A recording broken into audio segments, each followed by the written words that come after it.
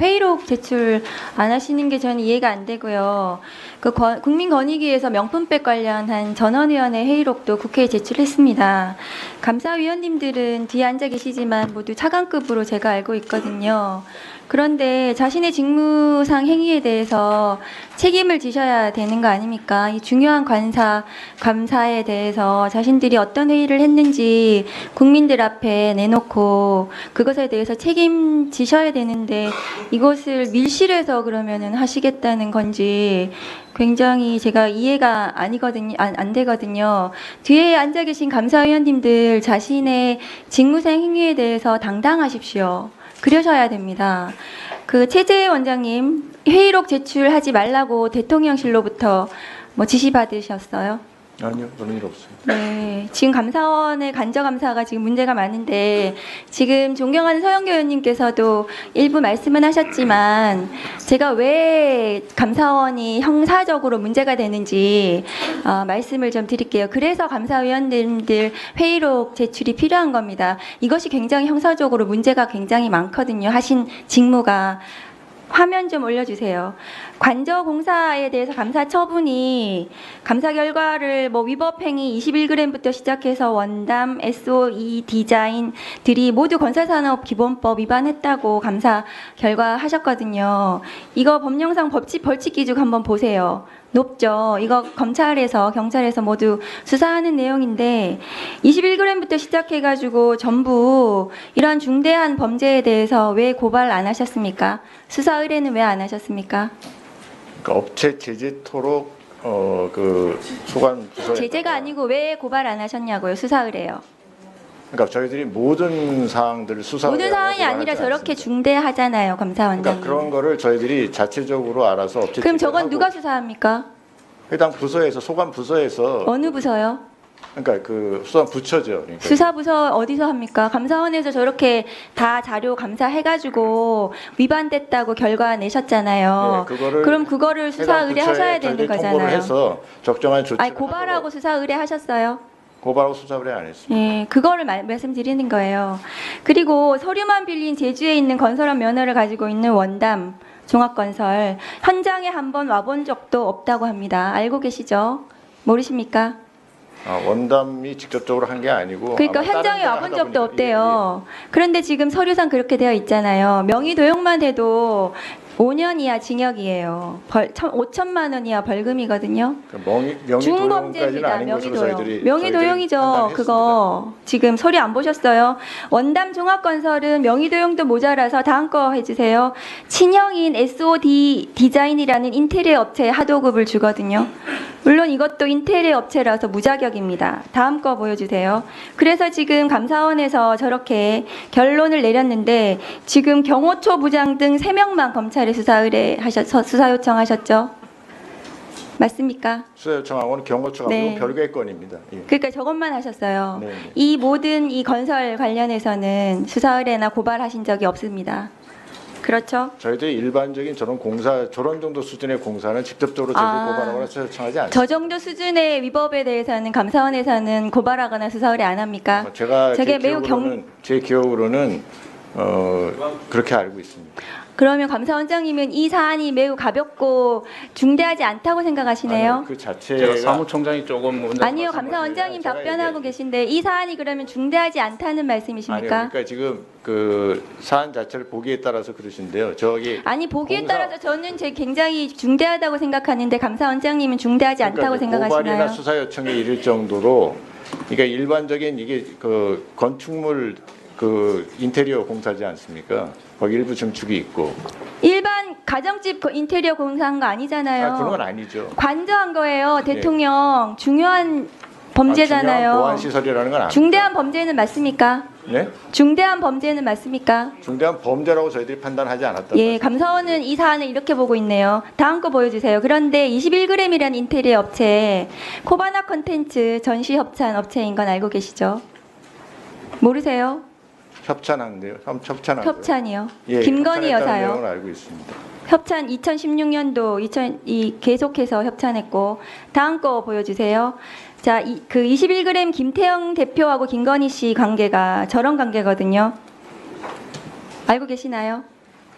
모르시나요? 제가 자세한 내용까지는 모르겠고 네, 이 사람 협찬했다는 코바나 내용은 콘텐츠 알겠습니다. 사무실 공사도 했고 전시 공사도 맡아서 했습니다. 모르십니까? 이거 굉장히 파보면 뭐 나올 것 같지 않으세요? 왜 21g이 했는지? 그러니까 21 저희들이 조사한 만큼 아니 했고요. 21g이 한 것에 대해서 관리비서관이 왜 김건희 여사가 저기에 어른거리는지 본인이 좀 이상하지 않으세요?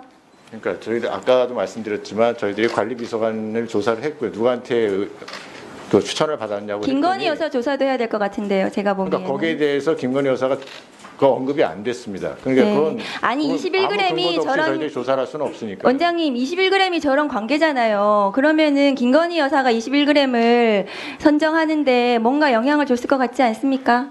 글쎄요, 그거는 지금 뭐 다시 묻겠습니다, 원장님. 위원님 김건희 그렇게 여사가 생각하시는 21g을 선정하는데 영향을 줬을 것 같지 않습니까? 글쎄요, 그건 저는 그렇게 생각하지 않습니다. 아, 본인 그렇게 생각 안 하세요. 21g이 엉뚱하게 튀어나왔네요, 그러면. 아니 다음 아까도 거 말씀드렸지 보여주세요. 않습니까? 관리비서관이 추천을 했다고. 그러니까 예, 다른 사람이 알겠습니다. 추천을 받아서 선정을 예. 했다고. 예. 자, 유례 없이 21개월이라는 엄청난 시간 동안 감사를 했는데 감사원 감사가 지금 엉망이라는 비판을 받고 있습니다. 국가계약법이 있거든요. 국가계약법에 이 계약이 무효입니다. 계약서에 날인이 안 돼 있거든요. 계약서에 날인이 안 된 이번 계약은 무효라는 것이 대법원 판례에도 계속 나와 있습니다. 이 계약 국가계약법상 계약 목적, 금액, 이행기간, 보증금, 위험부담, 지체상금 등을 명백히 기재한 계약서가 없다는 이 계약은 효력이 무효입니다. 이 계약이 무효화되면 공사 대금을 모두 반환하게 해야 되는데 알고 계신가요? 감사원장님 그 판례 모르시죠? 1분 더 주십시오. 네.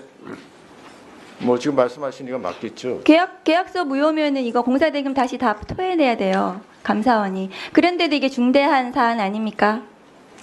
글쎄, 저희들이 공사를 제가 보고받기 계약서가 계약 자체가 무효잖아요. 무효라고 그렇게 보고를 받지 날인도 안 돼 있는데 그 계약서가 무효겠죠. 다음 거 보여주세요. 그런데 감사원은 대통령실 대변인 같아요. 보안 유지하면서 체결해야 될 필요성 인정된다면서 뭐 어쨌든 불가피성을 인정된다고 제가 감사 보고서 다 봤거든요. 반복적으로 이 얘기가 계속 나옵니다. 불가피했다. 공사를 빨리 해야 돼서 계속해서 아니 공사 빨리 해야 되는 건 제가 알겠는데 위법했으면 고발하고 수사하고 이게 수사 착수해야 되는 겁니다. 법률을 위반하는 것도 감수를 하셨어요. 그러니까 감사원은 자 법률위에 대통령실이 있고 대통령실 불법을 감싸는 감사원의 역할 굉장히 개탄스럽습니다. 지금 다음 거 보여주시겠어요? 불법 현장을 눈 감은 공직자에 대해서 저 김호진 네, 김호진 전 관리비서관에 대해서는 저희들이 할 수 있는 조치는 지금 인사적 통보밖에 없어서 그렇게 조치했고요. 그러니까 거기 그 정도까지 이르지 못했다. 그러니까 범죄 혐의까지 있다고 판단하지는 않았다. 이런 말씀 다시 한번 드리겠습니다. 자, 그럼 지금부터 주목해주세요. 구독자분들을 위해 이벤트를 준비했습니다. 뉴스만 잘 챙겨보셔도 돈을 벌 수 있다고 말씀드렸는데요. 저희 채널을 보시면 다양한 경제 이슈들을 보셨을 때 어떤 생각이 드십니까? 그냥 뉴스만 보고 끝내는지 아니면 이 뉴스를 어떻게 이용할 수 있는지 이 부분을 고민하고 계시는지를 저는 되물어보고 싶습니다. 제가 지난해부터 여러분들께 뭐라고 말씀드렸습니까? 정치권, 글로벌 이슈 맞물려서 폭등하는 이슈를 관심 가지셔야 된다. 투자, 생각을 해보셔야 된다. 이렇게 말씀드렸습니다. 이런 썸네일 뉴스를 많이 보셨을 텐데요. 뉴스를 보셨을 때 부자들은 어떻게 생각한다고 했는지 기억나세요? 이슈를 투자 수단으로 어떻게 이용할 건지, 어떤 주식이 좋을지, 어디에 투자해야 돈이 자연스럽게 몰리는지 생각해야 된다고 말씀드렸죠. 그 이유가 뭐냐면 부자들이 이슈를 봤을 때는 이슈가 곧 돈으로 이어지고 그 이슈가 나에게 돈을 벌어준다는 경험적 확신이 있기 때문에 부자들은 항상 국내, 국외 이슈를 관심 있게 챙겨본다고 말씀드렸습니다. 이번에도 마찬가지입니다. 제가 지난번에 시청자분들과 함께하는 주식으로 수익 내기 이벤트를 진행했었는데요. 당연히 100% 무료로 진행을 했고 여기 보시면 아시겠지만 제가 지난번에도 저한테 구독이라는 문자를 보내주신 모든 시청자분들께 이렇게 자신있게 추천드렸습니다. 이번에도 2,000분 이상 알아가셨는데 한 달 동안 어떻게 됐을까요? 네, 말씀드린 대로 특정 시기 폭발적으로 오르면서 2배 가까이 큰 수익이 나와줬습니다. 구독자분들도 보고 계실 텐데 다시 한번 축하드립니다. 이번에도 마찬가지입니다. 가장 큰 이슈가 될 국내, 국외 이슈, 특히나 글로벌 이슈이기 때문에 우리가 어떻게 생각해야 할지, 돈이 벌릴지 생각해야 됩니다. 제가 이번에 뭘 보내드린다고요? 지난번과 같은 방식으로 구독이라고 문자를 보내주시면 앞으로 대장주 역할을 할 급등 종목을 시청자분들에게 종목명과 사고 파는 시점을 모두 알려드리겠습니다. 그래서 여러분이 주식으로 돈 버는 방식을 연습해 보시라는 겁니다. 저희 채널을 구독해 주시는 분은 문자로 구독이라고 보내주시면 무료 추천 종목과 종목 분석 리포트를 공유받으며 우량주, 급등주 종목을 매도, 매수 시점을 정확히 잡아드리겠습니다. 시간은 심야 시간도 가능하며 언제든 문자로 남겨주시기 바랍니다. 종목은 10명의 전문가가 합의한 단 하나의 최종 종목이 나갑니다. 처음 받아보시는 분은 발송드린 종목을 바로 매수하시기보단 어떤 종목인지, 종목의 수익률은 어떤지 일주일 지켜보시고 매수하시기 바랍니다. 이 모든 이벤트는 무료이며 문자 한 번에 작은 변화가 기회로 변해 큰 수익으로 이어질 수 있는 놀라운 과정을 저희가 함께 하겠습니다. 그래서 지금 이 영상을 보시는 시청자분들 중에 나도 이번 종목이 좀 궁금하다 하시는 분들은요. 누구나 상관없이 그리고 어느 시간대나 상관없이 부담 없이 010-2560-9514번으로 구독이라는 문자 보내주시면 제가 이번에도 똑같이 무료 추천 급등주 문자를 보내드리겠습니다. 이해되시겠죠? 제 번호 010-2560-9514로 구독이라는 문자 보내주시면 여러분들이 직접 이슈를 통해서 돈 버는 연습을 해보실 수 있는 것이고 제가 돈을 받는 것도 아니고 투자를 대신해 드리는 것도 아니기 때문에 부담 없이 신청해 주시면 되는 겁니다. 그리고 수익이 나면 저는 다른 것은 바라지 않습니다. 제 채널에 구독, 좋아요 한번 눌러주세요. 감사합니다.